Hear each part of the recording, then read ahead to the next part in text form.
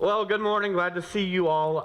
If you're new here, one of the things that we usually say is we'd love to get to know you. I mean that with everything that we are and kind of an agenda we have. Just want to be very upfront with you. Is the Bible says it's not good for man. And he's talking about all mankind when he says that. And that doesn't mean just dudes. It means everyone. It's not good for man to be alone. So there's this disclaimer at the very beginning of the scriptures that God actually says that while he loves you, wants to be connected to you, there is something else missing even in that relationship, because God says it's not good to be alone, and we happen to believe what God says around here. And so usually what we talked about is just, hey, we love to get to know you. Actually, so our agenda is trying to convince you, just right up front, that if you're not a part of this place, we think you should be. And you don't have to believe all the stuff we believe yet, not to behave a certain way.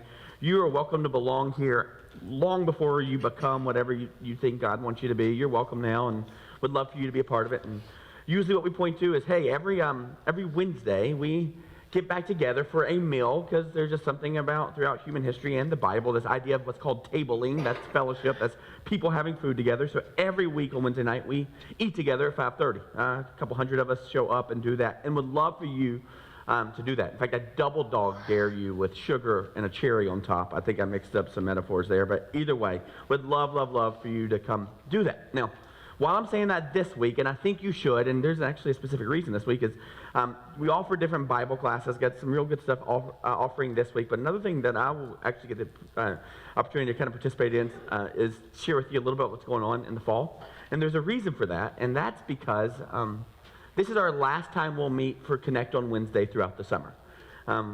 We don't really take a break, but we do kind of hit the reset button to kind of get ready for the fall. And so we will not meet any in July or the first week in August, and we'll start back the second week of August with all sorts of fun stuff prepared for us getting ready to help Lincoln University students move back in. So that'll come really fast. So this will be the very last Wednesday we will meet for Connect on Wednesday. So if you're brand new, please show up this week. Have a meal with us, get connected, and then we'll take about 6 weeks off and get back on August 14th, okay? Now, while that's going on, there will still be plenty of opportunities for you to connect all summer. I want to make sure that happens, and let me just highlight too very specifically, we're bringing back what's called Fourth Friday Flicks. That's where you can pull up in the parking lot, you can turn your radio dial to a certain station and sit in the parking lot and watch a gigantic 50-foot movie screen. And this Friday night, we host that again, and we'll do it the fourth Friday of months in June, July, August, probably even September. And this Friday night is the original Toy Story, right? Number 4 is out. 20 or so years ago, the first one hit the box office, and it was great and really good nostalgic thing. You know, it's crazy. My kiddos have seen 3, but they haven't seen 1, so looking forward to showing that. So that will be about dusk, so we'll probably fire the movie up right at 9 o'clock this Friday night. And this event's rain or shine. One thing to realize last year is we hated the inconsistency of having to predict the weather. And so if the weather's good, it'll be outside.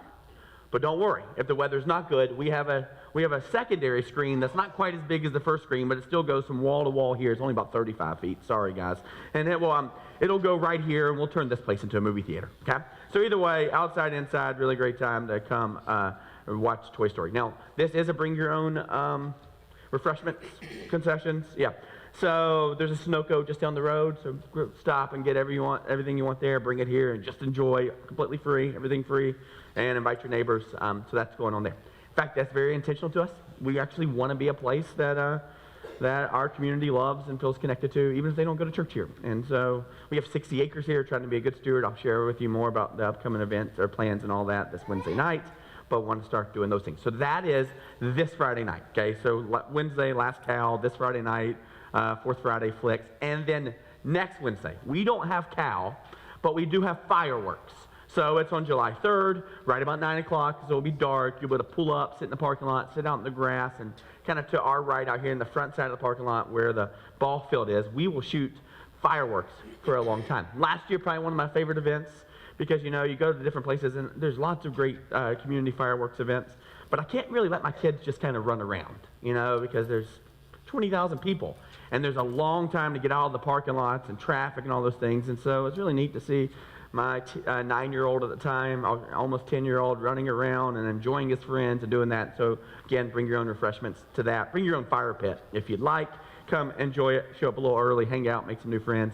Fireworks on next Wednesday. So this Wednesday, last Cal. Then this Friday is Fourth Friday Flicks, the original Toy Story, and then next Wednesday is the fireworks celebration, and then we'll take a few weeks off for Cal. So that's all that's going on right here in the next few weeks. We'll update you. There's a lot more going on. And one thing, no promises here, okay? We haven't even decided the movies for the next 2 or 3. We're trying to figure out what other movies in the park are doing. We knew we wanted to start with Toy Story. So if you have some good suggestions that are family-friendly and appropriate, feel free to write them on the back of your bulletin, that comment area. Can't promise we'll play it, but I'd love to hear your thoughts on that. And while I'm talking about the back of the bulletin, if you're brand new here, not ready to show up on a Wednesday, but you are ready to start talking to someone about what it'd be like to connect here, or just like to talk to a pastor, ask some questions, on the back of that bulletin, if you just write your name down in whatever way you'd like to be contacted, if that's email, phone call, or text, just jot that in there and let us know. And someone will be happy to get back in touch with you at the latest Wednesday this week, so love to do that. Got some things you want us to pray for? You can jot those down too. Every Tuesday our staff kind of gets together and we pray about those things, and we have prayer warriors all over our church that get that same lesson and are praying as well. So please let us do those things. That's all the commercials for today, and so we're back in what we call a sermon series. That just means we're taking several weeks to kind of talk through a topic, and we've already been for quite some time. It's actually just starting back at the beginning of the Bible in Genesis, which means in the beginning, and kind of just working through the scriptures and making some observations about them. If you're not familiar with the Bible, it's kind of a confusing thing because it's not just one book. It's actually 66 different books kind of combined together to tell just one story, right? And the story is how the world was created and how humanity showed up, and then how broken humanity is, right? So if you have some observations in your world, we're going, yeah, the world seems pretty broken. Yep, Genesis 2 and 3 kind of outline how that begins. We've just kind of been working through that. And yet, at the same time, we've seen throughout the scriptures that this story is not just that God created the world and it got broken and everyone made mistakes, but that there actually was a hero of the story. So you're really interested in those Avenger movies or all the superhero movies, and they all start the same. There's a perfect world, and there was a villain who made things bad. And then all the people go, what are we going to do? Who's going to save us? And what all the people know is no one kind of in the realm has powerful enough, has the right gifts or skills or all the supernatural needs that are necessary to save the world. And so they look to this hero, this superhero, right? And then eventually the superhero jumps in and saves the day. But the interesting thing about the superheroes, they never show up early. Have you noticed that? Right? They never, ever show up early, but they also don't show up too late. Really interesting timing there. And then the superhero swoops in, saves the day, and then all of a sudden you see the world restored to its original plan. You like those movies. We all like those movies. And that's how Westerns work. That's how all superhero movies work. That's actually how all rom-coms work. It's kind of this same narrative. And I would just argue the reason that narrative's there is because it's hardwired in us. Because in the beginning we were created to live in this beautiful world and enjoy it, right? And yet, because of our behavior and what the Old Testament tells us, that's the first part of the Bible, written 39 books over about 1,400 years of time, that during that time, right, humankind, they said, hey, we don't really care if there's a creator or designer, we're going to do things our own way. Same thing we've done. We've said to God, either because we don't believe God exists or because we're not that interested in him and we like our way better, hey, God, if you're real, we're not really interested in your plan, we like our plan better. That's called sin. And what sin did, it just created a really broken world, right? Think about all the superhero movies. Think about the bad guys. And they're just the world that's really broken.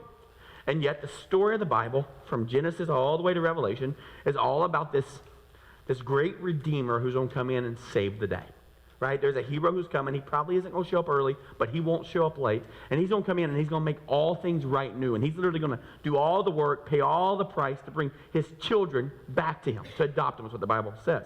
And not only does he do that, not only does he redeem humankind, if we so let him, but he also then gives us a purpose, again, and he'll participate in the redemption and restoration of this entire world. So now all of a sudden, not only does God save us through his son Jesus, you'll learn more about today, but he also gives us a purpose again, right? It's not just about making some money, putting it in the bank, building the house, and arriving safely at death, which is about what most of our big goals are, comfort at the end for as long as possible till we die comfortably in our own bed, right? That's our big dreams. And yet, we all know those are some pretty sad dreams.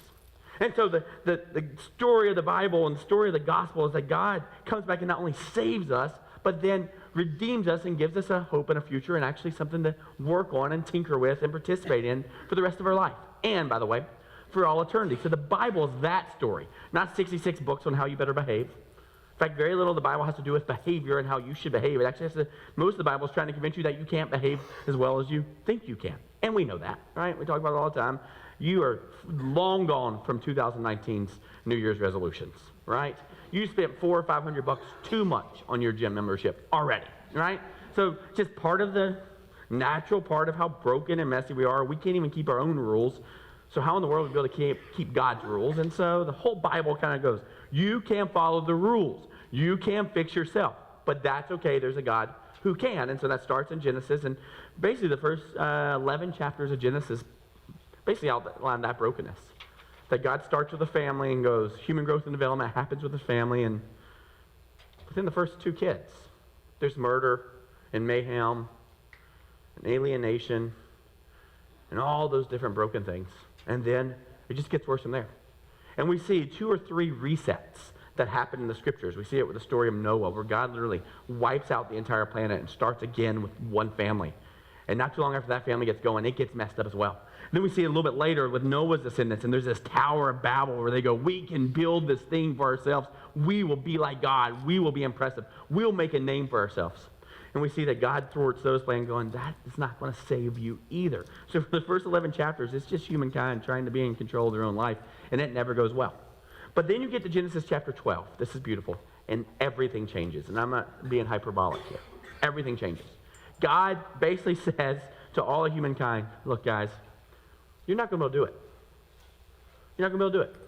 You're not going to be able to build a ladder tall enough to get back to me. You're not going to be able to perform great enough, and you will destroy your own lives. And what we see in the first 11 chapters of Genesis is that they practice a lot of different religions, and here's how I define religion. Religion is man's attempt to either get back to God or become their own God. And for 11 straight chapters, over hundreds and hundreds of years, humankind keeps messing that up. And so God does something unique in chapter 12. He takes away the contract. There's no, he rips it up. There's no, if you behave, life will be good for you. If you behave, you'll have grace. There is nothing there. And instead, in Genesis chapter 12, God implements something amazing.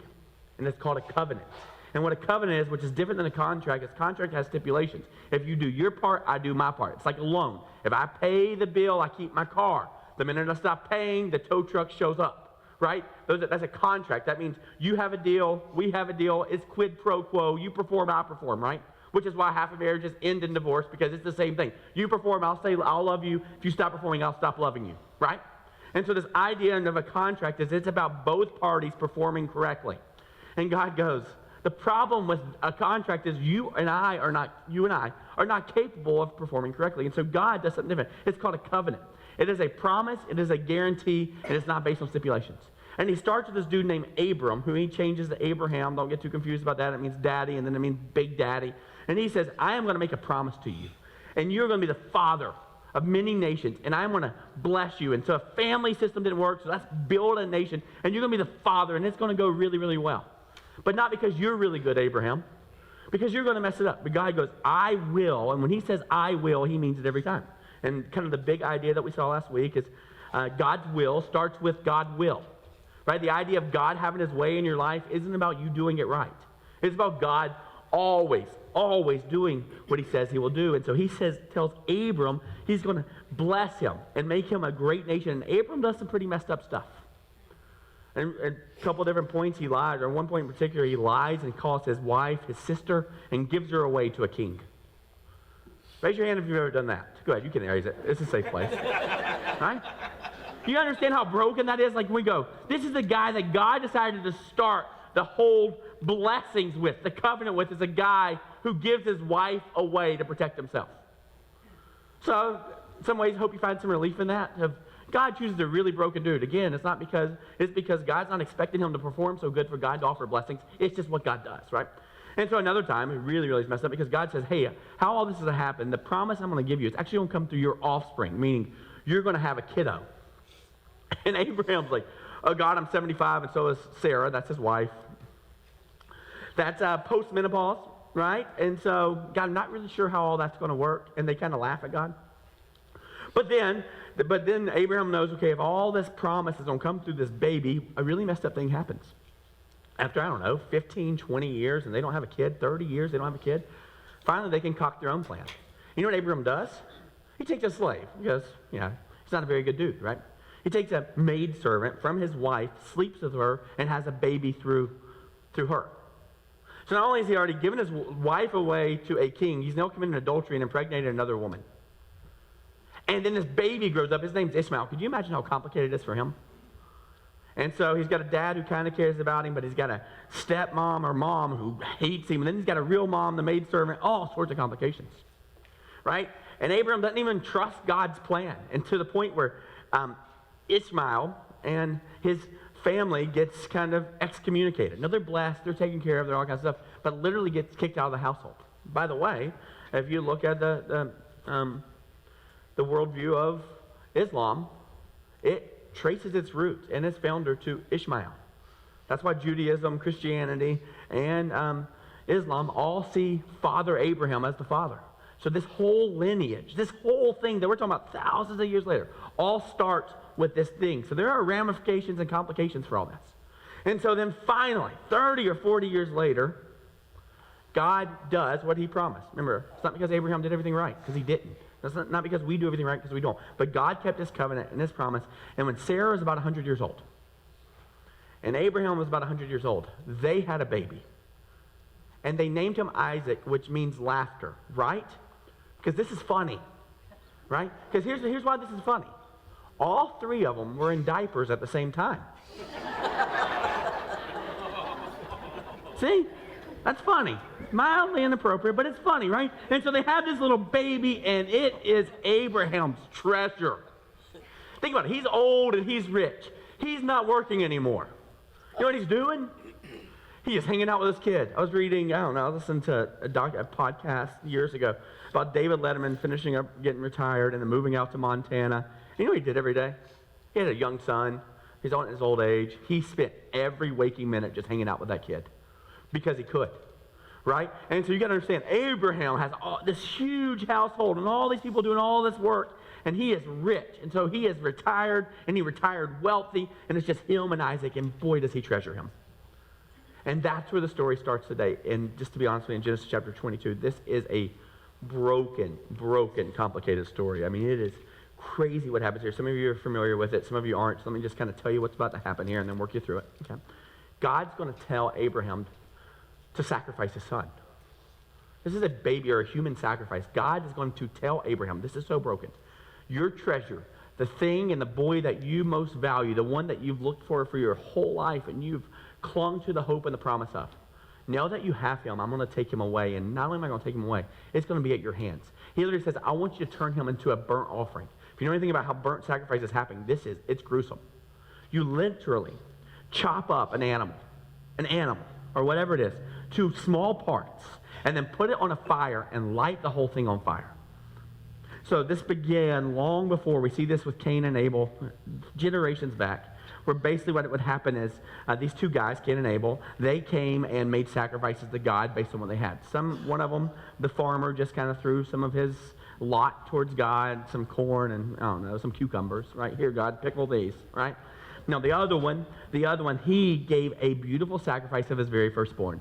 So the firstborn animal, the only one he was guaranteed at that point, didn't have any more animals come. He took it and he slaughtered it and he made a sacrifice to God. And it sounds really strange, but the reason they made sacrifices is to acknowledge that humankind was broken, to acknowledge that innocence pays the price for that sacrifice. It happened very beginning with Adam and Eve. When they sinned against God, they realized they're naked, and God slaughters an innocent animal and puts leather clothes on them. It seems so weird and so strange. But throughout history, there's been this understanding that you sacrifice your firstborn animals because what you're saying there is, God, you are greater than this thing.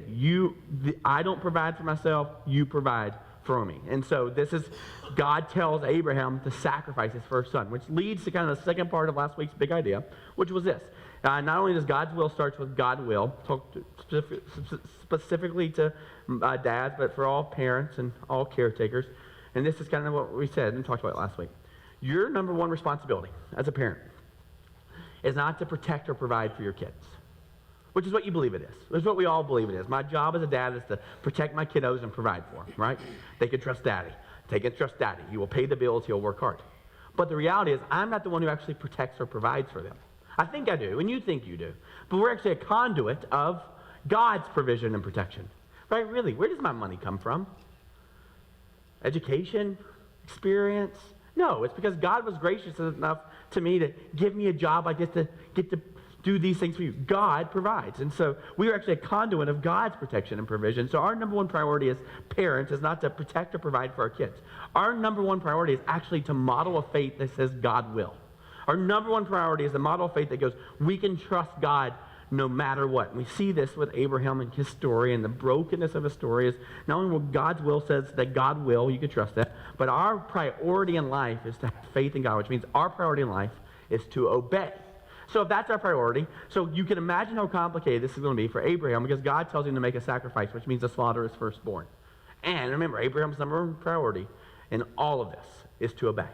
Which leads to the big idea today that we'll work through for the rest of the time, is this. You are not responsible. Hear me. You are not responsible for the discomfort or pain your obedience to God causes other people. Hear me.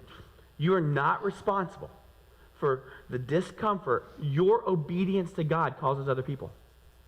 Because a lot of us make our decisions about, that will be just uncomfortable. Boy, that will create some discomfort. Hey, you're not responsible. You're not responsible for the pain or discomfort your obedience to God causes other people. Because you go, man, Abraham's about to do some real damage to his son. Talking about family of origin issues. Isaac is about to die, right? And even if he comes back to life, which, by the way, he's not going to die, okay? But even if he comes back to life, can you imagine the ramifications of having a daddy tie you up and raise a knife and about to slit your throat? Right?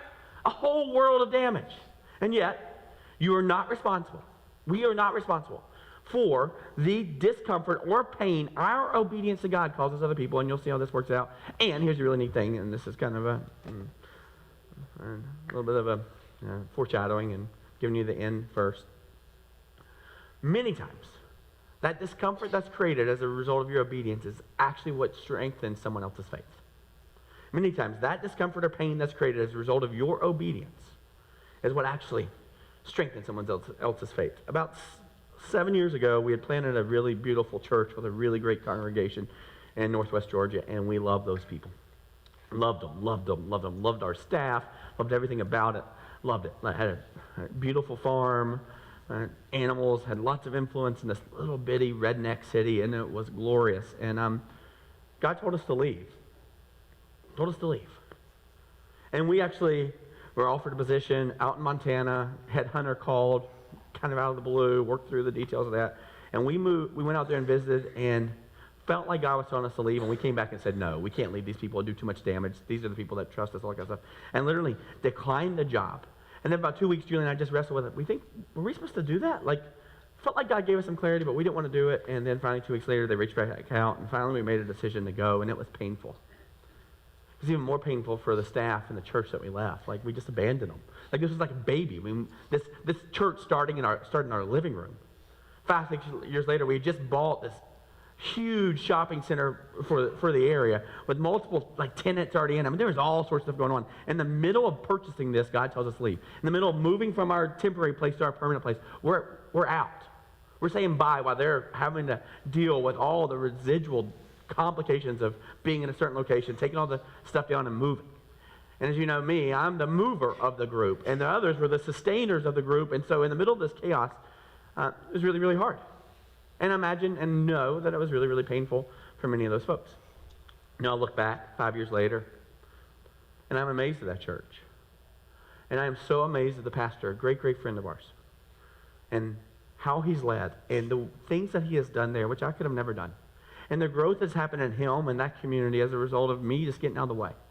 If anything, I was a little bit of a bottleneck for some of the folks underneath me's growth. And so I look back and go, it was actually that discomfort and pain that created this really, really beautiful church in this little Northwest Georgia area that I'm so proud of. Not because I did anything, but because God did it through people. So again, we are not responsible for the discomfort or pain that our obedience to God causes other people. And with that in mind, let's jump into Genesis chapter 22, and this is a messy story.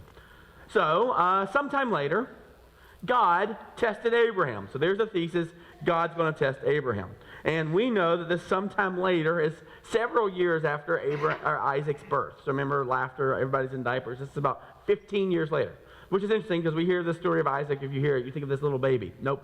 Most scholars say that he's probably 15 or greater. So adolescents or older. This is pretty complicated, and you'll see why in just a second. He said to him, Abraham. So he calls him out, which is really interesting, and watch Abraham's response. Here I am, replied.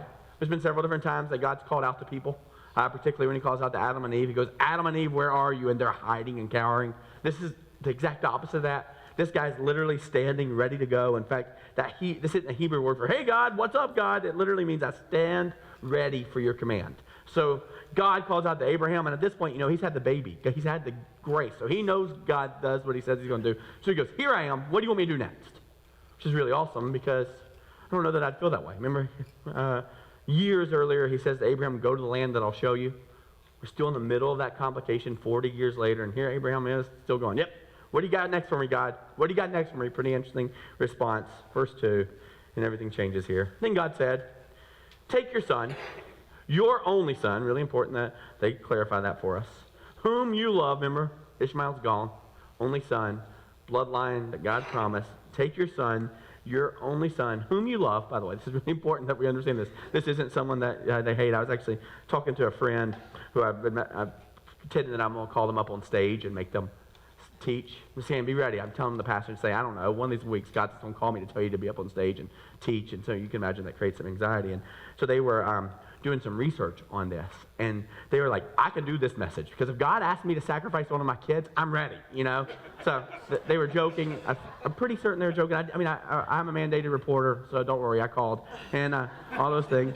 But in this, it's really important that it says, take your son, your only son, whom you love. So it even says, he loves and treasures this boy, Isaac, and go to the region of Moriah. Sacrifice him there as a burnt offering on the mountain, and I will show you. So remember before, go to the land, I'll show you. So now he's going to send him, and this is what's interesting. This is a pretty good trek from where he is. To the land of Moriah, this is about 50 miles or more from where Abraham currently is set up. This is really interesting because you go, why would he just send him someplace closer? Why don't you just tell him to kill him there? There's all sorts of stuff going on here. He literally makes Abraham take his son on a 50-mile journey. Look, this isn't even an Amish journey. They don't have even wagons. Do you know how long it takes to trek 50 miles with everything you need? So, by the way, this is another, so I don't clear up the cliffhanger. That the mountains of Moriah happen to also be, one other person shows up there much later in scriptures, about 1900 years later. The mountains of Moriah happen to be called in the New Testament Calvary. So this same mountain that this boy is about to be slaughtered on is the same mountain that 1900 years later, now Moses wouldn't have known this, Old Testament writers wouldn't have known this, the same exact mountain range where Jesus will also carry up a cross and die. Really important that you understand foundationally what's going on here. So God literally sends him 50 miles with this kid. And notice, there's no conversation. He just tells him what to do, and watch what the next verse says. Early the next morning, Abraham got up and loaded his donkey. He took with him 2 of his servants and his son Isaac. When he had cut enough wood for the burnt offering, he set out for the place God had told him about. Notice this? So he takes off. It says early the next morning, there's no conversation. He doesn't ask God why. He just gets up the next day, grabs a couple of servants, and he starts preparing the wood that's necessary. Do you understand how broken and crazy this is? And if you're not a Christian, you're going, yeah, see, that's not a God I'm interested in. I understand you and probably would agree with you, looking at it from your context. This is crazy. This is crazy. This is murder. Now, this is a little different than God telling Abraham to kill Sarah, just so you understand. Because killing Sarah would have been murder, and Abraham would be like, there's no way. But the fact that God asked for the firstborn, Abraham understands the brokenness of our society and understands the sacrifices necessary. So he's working through this in a different way, seeing it as his firstborn, the same way he's slaughtered all the time the firstborn of all of his livestock. Now, he's shocked, probably. But he gets up and he starts the thing. Now, early next morning, and then watch this, verse 4. Don't want us to miss this. On the 3rd day, Abraham looked up and saw the place in the distance. Notice this. So for a couple of days, he's just been preparing. And it's really just to read that and think, oh, it's a quick verse, get over it. But could you imagine 48 hours of chopping wood thinking my son's going to burn to death on this? So he got a call from God. And now he's operating in obedience. And it's really important, the scriptures even say, on the 3rd day. This is a really important reason to do this. And this is an interesting thing that happens in church. And let me just give you behind the scenes from being on staff member here or every other church I've been at. There's always these like great calls we do from the stage. Hey, we're going to go love Lincoln University and move in all the freshmen. Hey, we're going to downtown Oxford and we're going to love the community. Hey, we're going to have this huge VBS, whatever it is, right? All these different things. And usually what happens is people in where you're sitting get really excited about it. And they're like, yeah, I'll do that. I will go. Hey, who's ready to really give their life to Jesus? Just let us know. No market. I want to talk to someone about Jesus. I want to talk about the relationship, okay? So that gets filled out, gets put in a bulletin. On the way out, there's some offering baskets that people drop those things in all the time, right? But one of the interesting things is staff becomes a little bit, or I'll speak on behalf of me. In the past, I've become a little bit ambivalent to those responses. Because here's what I know. That emotion that we feel on Sunday and that hoorah, hooray, let's go out into hell with our water guns kind of thing, right? About 3 days later, that same emotion's not there anymore, right? We start counting the costs and going, well, I said I could do that, but I forgot I had this and this and this. And so the correspondence back when we reach out is probably maybe 25 to 33%, maybe 50 on a really great deal, right? Because we understand that when we make decisions emotionally, which we all do, no judgment there. Boy, I've bought some things I wish I wouldn't have in that emotion, right? We make some decisions emotionally. By the time we get to the third day, we're not really committed to it anymore. So this is crazy. Abraham has now had 2 days, and this is going, I'm going to trust God no matter what. I'm going to obey God no matter what. I be honest with you, I don't know. In fact, let me tell you this. I don't think I could do this. I'm pretty certain I'd say no to God here. Just couldn't imagine. Love my boy, right? Love him. I love all my kids, but I love my boy, my firstborn. Couldn't imagine. On the third day, Abraham looked up in the distance and saw it, right? Placed in the distance. He said to his servants, stay here with the donkey while I and the boy go over there. Now watch this. We will worship. Really interesting term here. God, he's actually going, we're going to worship God. Meaning we're going to go lay ourselves before him and say, God, you're greater than all of our things. God, you're our most prized possession. God, you are the keeper and sustainer of life. He says, we'll worship. And now watch this. Then we will come back to you. Is Abraham lying? You think he's telling the servants right then that he knows he's not actually coming back and he's lying to them? You think that's what's going on here? No. What's really interesting in the New Testament, a writer for the book of Hebrews, not sure exactly who the author is, gives us some insight here. In Hebrews 11, chapter 9, it says, Abraham reasoned that God could even raise the dead. So we don't know what Abraham's thinking here, and we don't know for thousands of years, but finally in the New Testament, it actually tells us what Abraham's thinking here. So he's obeying God, but he's not thinking he's losing his boy forever. See what he thinks? He thinks his boy's going to come back to life. And it says, and so in a manner of speaking, he did receive Isaac back from the dead. So Abraham is walking in faith, but he thinks the solution to this is he's going to still have to murder his kid. Chop him up into pieces. And light him on fire. Now, imagine this.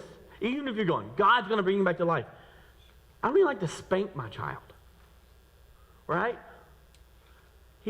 So even in this experience, he's going, we'll bring him back, but how are we bringing him back?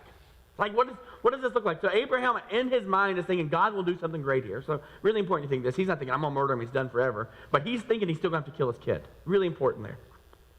So Abraham took the wood. Sorry, I had the so there myself.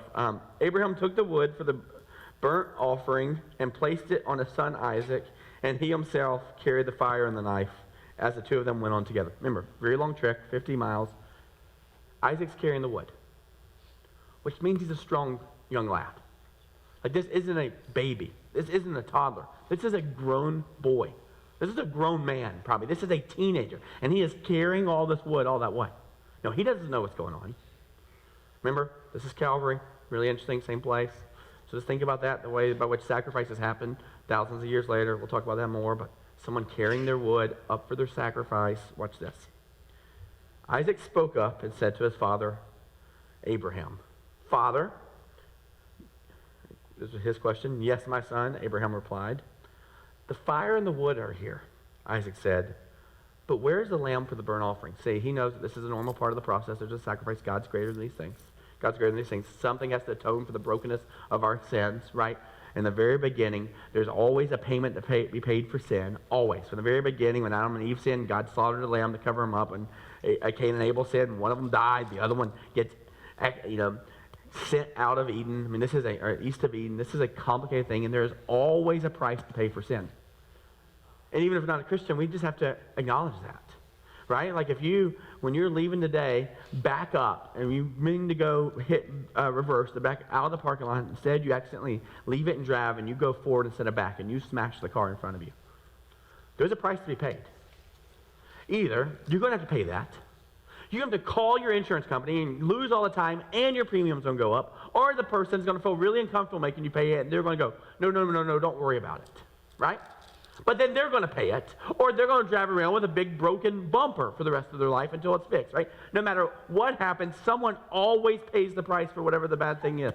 Always. And so when we understand the scriptures that God says the wages of sin is actually death, meaning something has to die. Something will die. There is an innocent blood that will be shed as a result of the brokenness of our world. And if you look at our world and look at the warfare, even if you watch the things, even from last week, about whether or not we bomb Iran as a result of a drone going down, some of the conversation is how many people die? How many people die and how many of them are innocent? In other words, we know that there are casualties as a result of our broken world. And so in this moment, we see this, and Isaac's about to walk up, and he's going, we know something has to be sacrificed, Dad, but where is the sacrifice? Where is the thing that we say, God, you're greater than this? No, he doesn't know that Abraham in this moment is going to have to say, God, you're greater than my greatest son. You're greater than my most prized treasure. Abraham answered, God himself will provide the lamb for the burnt offering, my son. And the two of them went on together. Here they go. Could you imagine this as a daddy? How do you have conversation? You know how distracted we get when we got to pay that bill or figure that thing out, and we're just not present with our kids, present with our spouse, and we got that thing consuming our mind? Could you imagine this long trek, days, trying to keep a happy face? I mean, are you talking about your memories? You teaching your kid new lessons? I mean, can you imagine the complications of all this? When they reached the place God had told them about, remember, place I'll send you, 50 miles away. Why in the world did he send you here? I don't know. God told me to go, so we're going. Abraham built an altar there and arranged the wood on it. Same verse. He bound his son and laid him on the altar on top of the wood. Hey, kid, let's build a fire together. Yep, here goes the kindling, tender kindling. Okay, here's the green wood. Here's the seasoned wood. Let's get it all on there. Okay, now climb on top. Remember, this kid's a teenager. This kid's a teenager. So imagine this interaction. And this is a real-life story. This isn't folklore, myth, or legend. This is a dad and a son in a horrific moment. Couldn't watch it in a movie, right? So this teenager, and his dad is over the age of 100. He's about 115, 120 here. This teenager could have destroyed his dad. But what does he do? He climbs up on the altar and lets his dad tie him up. You go, gosh, that is so painful. Remember, we are not responsible for the discomfort or the pain that our obedience to God causes other people. Verse 10. Then he reached out his hand and he took the knife to slay his son. You gotta see this moment. Is the boy crying? I would imagine so. Is the daddy crying? Oh, there's snot running out of his nose. This is devastating. It is uncomfortable. And yet he's trying to obey, and in this moment there is something crazy, crazy about to happen. And so he literally is lifting up his knife. Lifting up his knife. Lifting up his knife. Verse 11. But the angel of the Lord called out from heaven, Abraham, Abraham, watch his response. Here I am, Lord. Remember, standing ready for command. Do not lay a hand on the boy, he said. Do not do anything to him. Now I know that you fear God because you have not withheld from me your son, your only son. You have not made a treasure greater than me. I am your greatest treasure. I now see that. Do not lay a hand on him. Abraham looked up there in the thicket. He saw a ram caught by its horns. He went over there and took the ram and sacrificed it as a burnt offering instead of his son. So in this moment, son's tied up. He's literally about to bring down the hatchet. I mean, we're talking about just gravity here.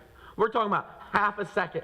Right? We're talking about less time it takes to jump out of an airplane. This kid's about to die. And in that moment, the God of the universe, the angel of the Lord, stands up and says, Abraham, Abraham, here I am. Don't do it, don't do it. And then he points to a ram in the thicket. And what's really interesting here, this is how nuanced the scriptures are. Remember, nobody writing this knows about the New Testament.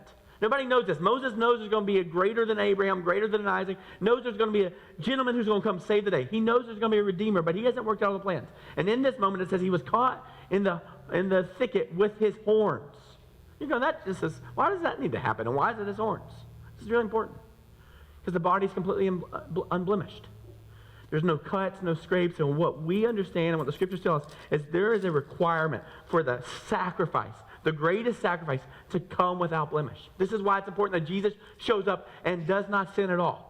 There is no tarnish to him or his mind or his soul. And that shows us something. Sin isn't just about your bad behavior and what it does to this world. It's actually about what happens to you. The reason I don't want my kids to misbehave is not because I don't want me to be me to look bad in our community. It's because I don't want the damage to happen to their soul. The reason I don't want them to see things on television or hear things in their ears is not because I'm afraid of the outside world. I'm afraid of the blemishes it does to their own souls. And so in this moment, even in this thing, it shows a realm that's going to happen unblemished. But what's really, really neat here, verse 14, it says this. So Abraham called the place, the Lord will provide. You hear this? So Abraham called the place, the Lord will provide. 1,800 years later, this is the place where the Lord provided. Like this is better than your superhero movie, right? I mean, this is so nuanced. It's written over such a long, beautiful picture of time. God is writing the story of how he's going to save the world through this. And Abraham makes a claim there and stakes it in the ground, the same way a cross will go on the ground later, and says, this is the place that we will call the Lord will provide. And to this day, it is said, on this mountain of the Lord it will be provided. This is Moses saying this hundreds and thousands of years before Jesus shows up. He's saying this is the place the Lord provided. Now what's even crazier is God is then going to go on to take Isaac, Abraham's boy, and he's going to have twins, Jacob and Esau. And you'll hear about that complicated, broken story, and you're going to see why God's covenant is so important here. And he's going to take them. And through Jacob, that's one of Isaac's sons, is going to be Israel. Jacob's going to become Israel, and he's going to have 12 boys. And they're going to be the 12 tribes of Israel. Like the whole nation of Israel. And Isaac is going to be the grandfather of the 12 tribes.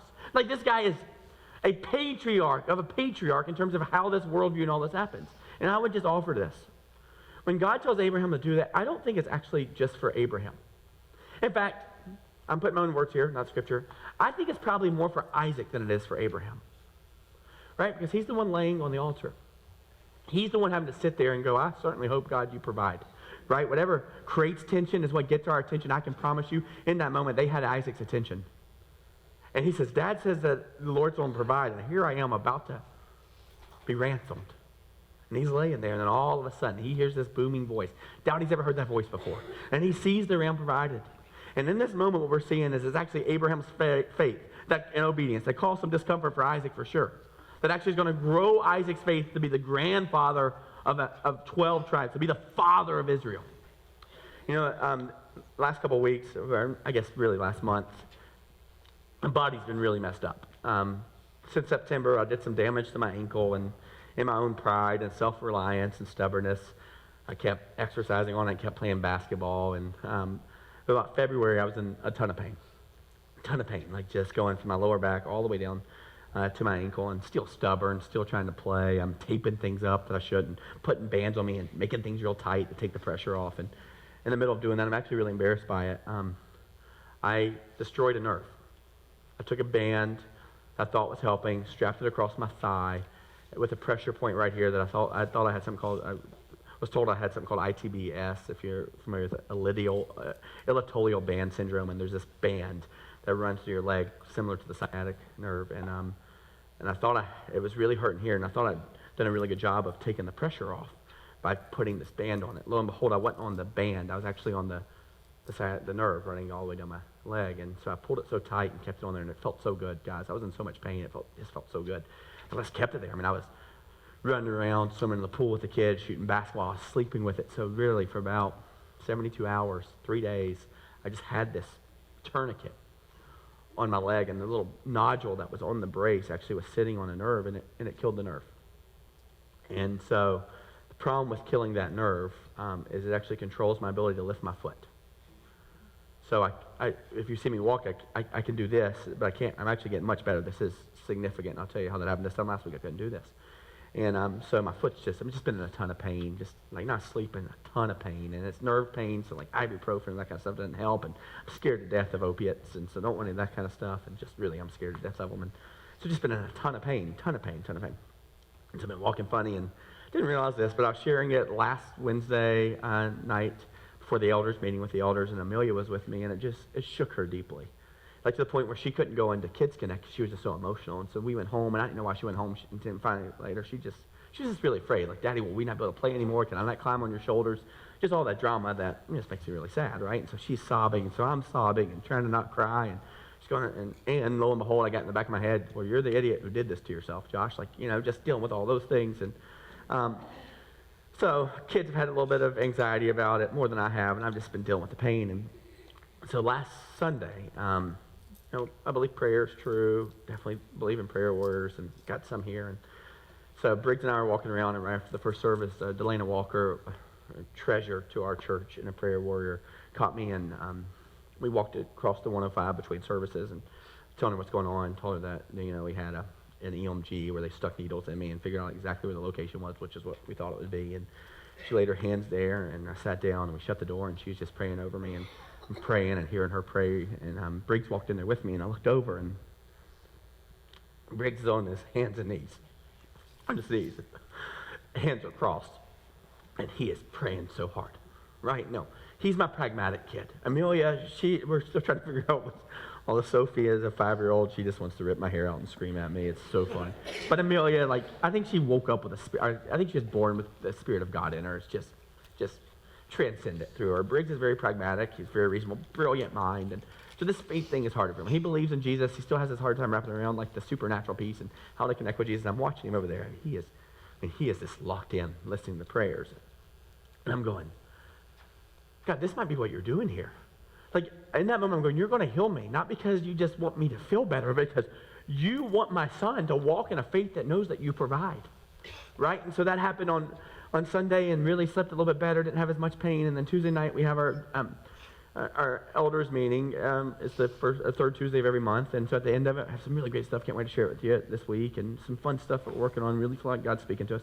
At the very end, so hard for my self-reliance. I sat in a chair, and everybody kind of gathered around me, and they anointed me with oil, and they just prayed over me and asked God to heal me. Not just for me. They actually said it. I was telling the story of Briggs. Like, would you heal Josh for Briggs? Like, would this be so true for him? And afterwards, I walked in the office and sat down, and my foot couldn't lift. And now, if you can see this, I don't know if you can see it here. Like, from that point, my foot's starting to lift. And this is miraculous in my mind. It might just be, oh yeah, science, whatever.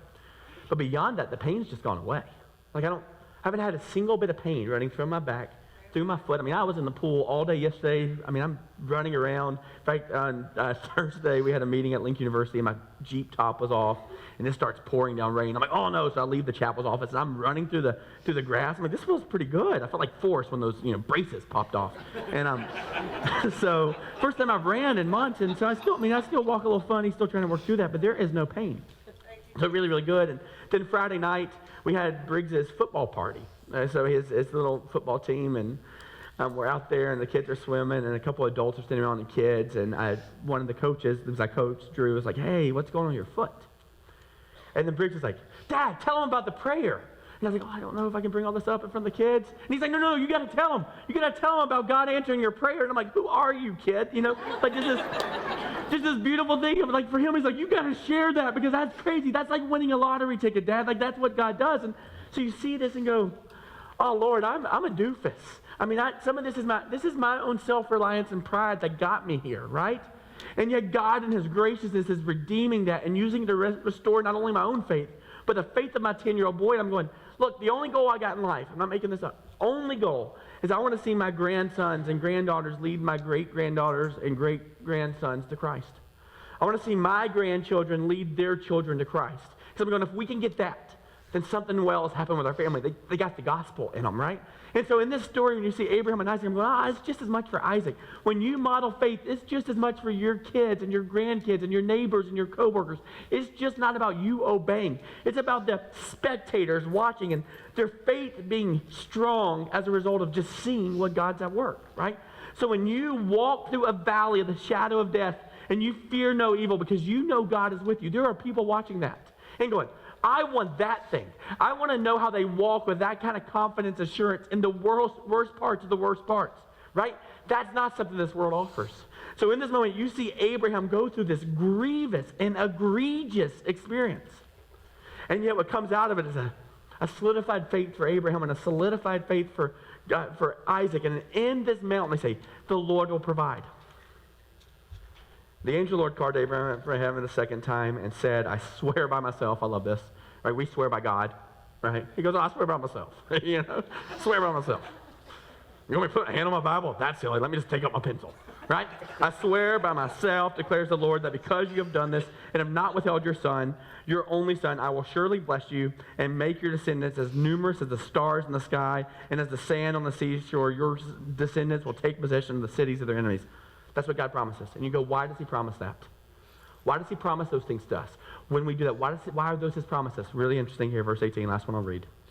And through your offspring, all nations on earth will be blessed because you have obeyed me. Amen. You see, being a Christian doesn't mean you're clever and know all the answers, know all the scriptures, can say the books of the Bible in order, went to all the classes. There's only really one prerequisite for being a Christian: obedience. Hearing from God and doing what he says. Throughout the scriptures, you see people do the craziest things because God tells them to do it. Because God always stacks the cards in a way that he gets all the credit. Always stacks the cards where he gets all the credit. And so he's saying, if you obey me. And so, which leads me to, guys, if you're a believer, there is no greater call in our life. The only requirement is just obey him, which means you got to listen to him. Which means you can't spend all your time talking when you pray, and sometimes you have to sit still, even if it feels uncomfortable. It means you got to open up this word. And I'm not trying to make you feel shame in this. Because the gospel says, and we know it, because there's another dad who sent his only son, whom he loved, to that same mountain. And when the sword or the axe went up, it actually came down. And a boy, a son, a redeemer was murdered. And while he was being murdered, he's saying, Father, forgive everybody else. They don't know what they're doing. He literally is going, I will pay the price. God will provide. And what that means is your obedience isn't how God's happy with you. Jesus is how God's happy with you. There's nothing you can do in your obedience to make God love you more. All that was settled on the same mountain that Isaac was on.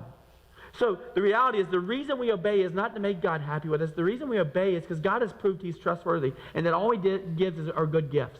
And every time we do what he says, it turns out well for us. Which means, as a church, we have to continue to try to figure out how God is speaking, which means you got to open up the Bible.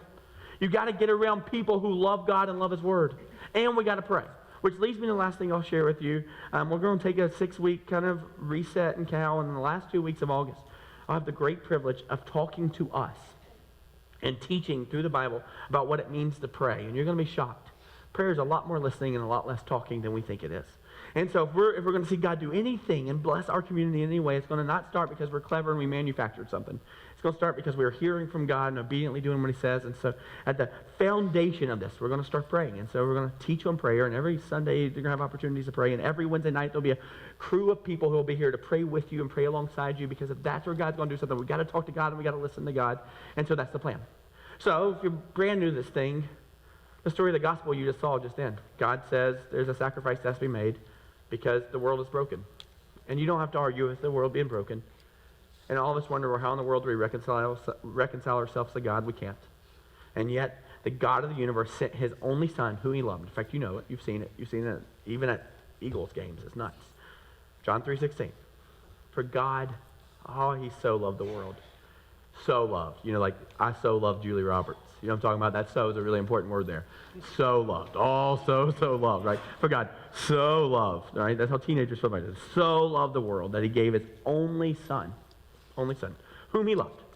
God gave his only son, that whosoever believes in him, obeys him, trusts that he's good, will not perish. Nope, not going to die a sinner's death, but we'll have eternal life. That means starting now for all eternity. That's what's available to us. The story of the gospel is God did all the work and he invites you into all the reward. And so the craziness is in our pride and our self-reliance, we'll say, nope, God, we'll do it ourselves. And I will continue to ask you, how is that working out for you? Because every time Abraham tried to do it himself, it worked out bad. Every time he trusted God, even in the crazy things, God provided. So, the challenge of the day, if you're a Christian, to trust God. If you're not a Christian, to believe that Jesus is God and that he died for you and trust him. So we all kind of got the same marching orders today, and it's really great because the band's so gracious to come and lead us in a song that helps us say, we will trust you, God. We will trust you. We will trust you. And so I'm going to pray for us. The band's going to come up in just a second. We're going to stand and sing, and we're going to leave here knowing that God only gives good gifts, and he will do whatever he's promised. So Jesus, boy, I think about all those kiddos right now in Kids Zone. I'm so thankful for them, God. And I'm so thankful for a church that loves them, and thankful for hundreds of volunteers who serve in a way that I wouldn't want to. And right now they're hearing the same story about how God always provides. God always provides. God always provides. God always does what he says he's going to do. And on that mountain, the mountains of Moriah, the cross of Calvary, God, you provided. And God, you blessed us abundantly. If you did nothing else for us, what you did 2,000 years ago on the cross to pay the price we deserve to pay and offer us the gift that we didn't deserve to get. Like, God, that's enough. And yet today you give us your oxygen, you give us your breath, you give us your community, you give us your love, you give us another chance, you give us a hope and a future. God, that's what you do every day. And so, God, for those kiddos there, I pray that would be firmed up today. And God, I pray the way that they'll be firmed up is through a bunch of adults who actually model that. So, God, if those are our kiddos or grandkids, would we model that? If those aren't our kids or grandkids, those are just kids that come to this church and in our community, God, will we model that we believe you're true and you're real? And God, I'm just so thankful for Briggs' boldness in a moment where he wants me to talk about you because you're good, even when I feel uncomfortable. So, God, would we be challenged by the confidence and faith of our kiddos? And God, will we grow our faith and will we trust you and obey? And God, will we see the blessings of that? Not just for us, but for our entire community. The same way we got the blessing by your obedience on Calvary, would others in our community get the blessing by our obedience to you? And we pray these things in your name, Jesus. Amen. Would you stand with me as we sing?